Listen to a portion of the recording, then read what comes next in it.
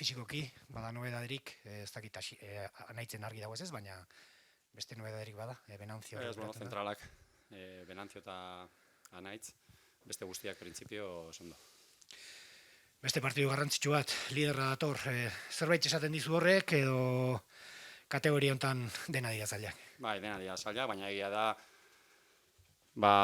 denboraldi baten zehar beti daudela partidu batzuk markauta gorriz bezala, ez? Azkenean momentua, zailkapena, arerioa, dana pixkat batzen badozu, etxean jokatzen dugu, ez dakit, badaude danak balio dute 3 puntu, baina egia da partidu hau, nahiz eta 6. jardunaldian izan, guretzat partidu garrantzitsu badala, eurentzat ere bai, momentuz talderik onenaren kontra jokatuko dugu, ez? Erakutsi dute 5 jardunaldi hauetan momentuz onenak izan direla, eta hor ere erronka polit bada guretzat, ez? Irabaztea etxean, gure zaletuen aurrean, eta partidu garrantzitsu bat, ez? Porrotik ez, eta bakarrik 3 gol aurka, zenbaikioek esan nahi dute horren berdindua den liga honetan, behintzat momentu gozoa bizitzen ari direla. Bai, baina, gauzak ondo ite dituzte, jokalari ona dituzte, eta gero, beti eduki dute puntutxo hori, ez? Partidu guztia bategatik irabazi dituzte, eta azkenean sufritzen ere, bai, danak bezala, ez?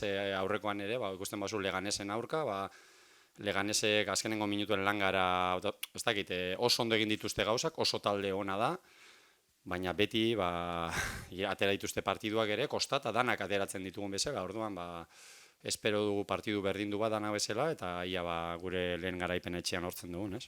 Hori esan Marinzun, orain arteko agian 2 partidurik onenak edo onentsuenetakoak etxean lortu dituzue, baina emaitzik ez, bada garaia, ez da?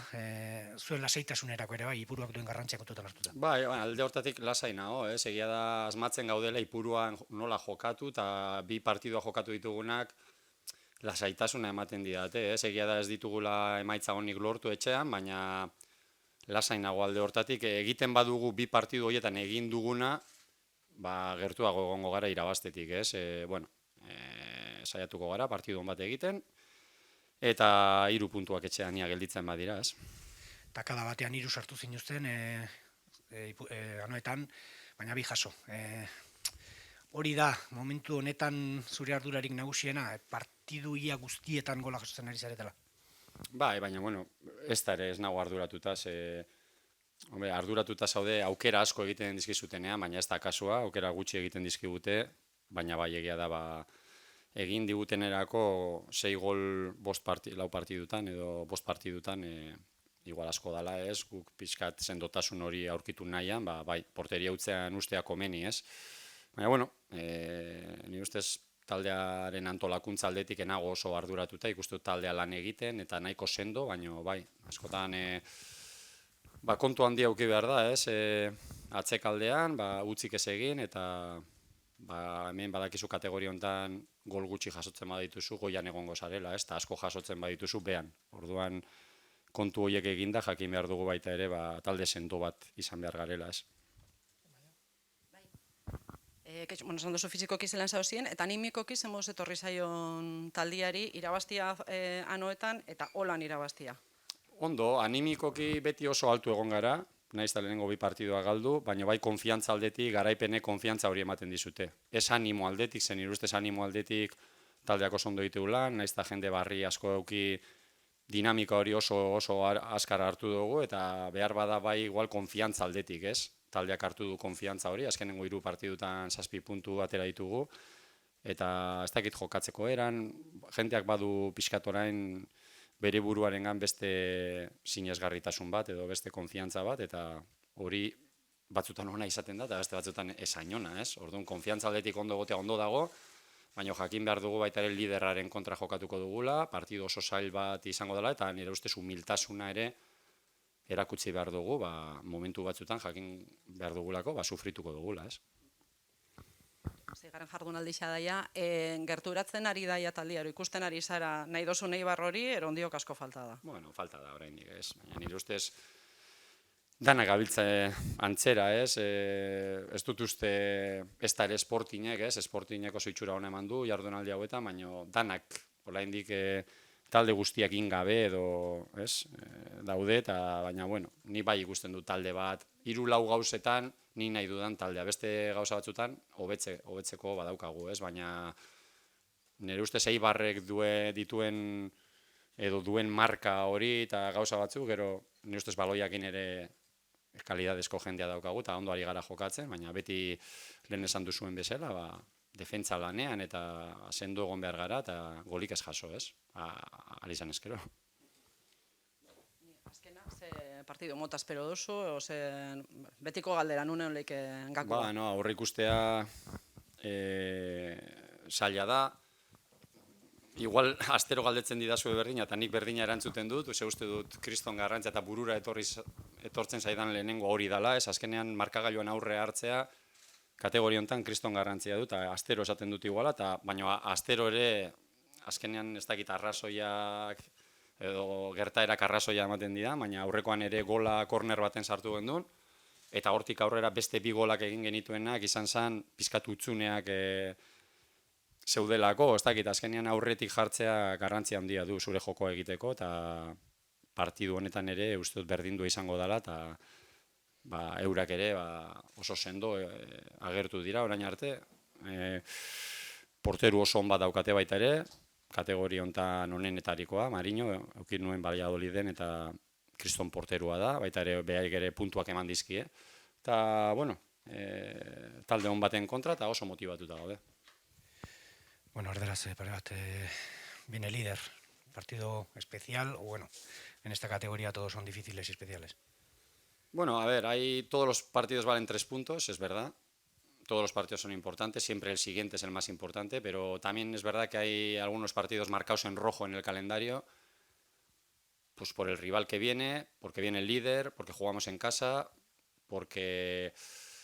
Bueno, por muchas cosas, creo que este es uno de esos partidos marcados en rojo, ¿no? Que es muy importante para ellos también y para nosotros también, ¿no? Y el equipo lo sabe, y eso es importante, ¿no? Saber esos partidos que están marcados en rojo, que tenemos que intentar ganarlo, y este es uno de ellos. Viene con 0 derrotas, 3 goles tan solo en contra, son números que demuestran que cuando menos están en un muy buen momento. Sí, el mejor equipo hasta ahora, el mejor equipo del campeonato, en los 5 partidos que... ¿no? Han sacado 4 partidos adelante, han empatado otro, ahora tenemos que demostrar nosotros que somos un buen equipo también, y nada, pues como todos los partidos difíciles, este sí cabe más y estamos nosotros tranquilos, hemos entrenado bien esta semana, el equipo está concienciado y con ganas de que empiece el partido. Pero lo que es la segunda, ganándoles os pondréis tan solo a 3 de un equipo que lo ha hecho casi perfecto en este inicio de liga. Esto es largo, ¿no? Y hay que ser regular y pasito a pasito. La temporada se va a hacer larguísima, pero es verdad que hay que intentar estar en esas posiciones un poco entre los 10 primeros, ¿no? Hay de la mitad para arriba para intentar estar colocado, ¿no? Hay, bueno, esa colocación entre los de arriba, pues te la va dando poco a poco, la semana a semana, y entonces pues siempre que vas ganando vas acercándote, y es verdad que nosotros perdimos los 2 primeros partidos y tenemos que ir un poquito lo que es de abajo para arriba, ¿no? Intentar por lo menos. Pero bueno, poco a poco, no tenemos prisa, la verdad. Tenemos ganas, pero no tenemos ansiedad, ¿no? No la debemos de tener porque esto es muy largo, y aparte porque al equipo yo le veo competir bien, desde el primer día además. Ipurua, muy buen nivel, malos resultados o pocos resultados, cambiar la tendencia sobre todo en la segunda opción. Sí, ese es el objetivo, ¿no? Yo creo que ya firmaría hacer lo mismo, el mismo partido que hemos hecho los 2 partidos de casa, ¿no? Si hacemos los 2 partidos que hemos hecho en casa, no estaremos lejos de ganar, creo yo, ¿no? Lo importante y lo difícil será volver a repetir los 2 partidos que hemos hecho Ipurúa y tener más acierto de cara a la portería, ¿no? El otro día tuvimos acierto, pero sí que en el resto de partidos, ¿no? Para lo que hemos generado, y también aquí es importante acertar. Y una vez que aciertas, siempre luego haces las lecturas como mucho más positivas de lo que en verdad ha sucedido, ¿no? Porque si repasas partido de la Ponferradina en casa, de Leganés en casa, el equipo ha dado un buen nivel. Y bueno, será difícil, eso seguro. Es tal vez el tema, no sé si preocupante es la palabra, utilice el adjetivo que quieras, el que estáis encajando demasiado, pero estáis encajando demasiado de muy poco, que eso es tal vez lo que más sorprende. Sí, el porcentaje que tenemos de evitación es altísimo, ¿no? Pero el porcentaje que tenemos de efectividad defensiva, digamos que es muy baja, ¿no? Hemos encajado 6 goles en 5 partidos de muy pocas ocasiones de gol. Bueno, eso me deja más tranquilo, ¿no? Si vas a una media al final, como en el ataque, ¿no? Si vas a una media de ocasiones hechas, al final el otro día hicimos 3 goles, ¿no?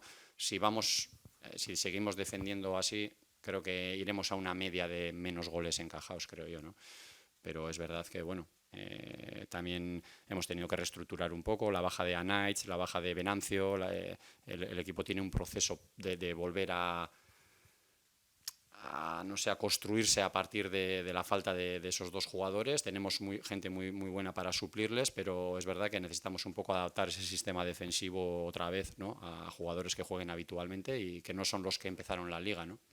Decías, nos ha dado confianza o da confianza el triunfo de Anoeta, pero demasiada tampoco es aconsejable. Eso es, ¿no? Yo creo que el equipo tiene confianza en lo que hace y ganar te da confianza, ¿no? Ves que lo que trabaja sale y te va dando confianza, pero un exceso de confianza tampoco es bueno, ¿no? Yo creo que los jugadores no tienen eso, no tienen la humildad suficiente para saber que vamos a jugar contra un rival muy bueno, con una gran plantilla y un equipo muy bien trabajado y que es el mejor hasta el día de hoy, desde luego el mejor de la categoría. Y luego pues tendrán que también ellos demostrar que son los mejores y nosotros tratar de demostrar que somos mejores que ellos.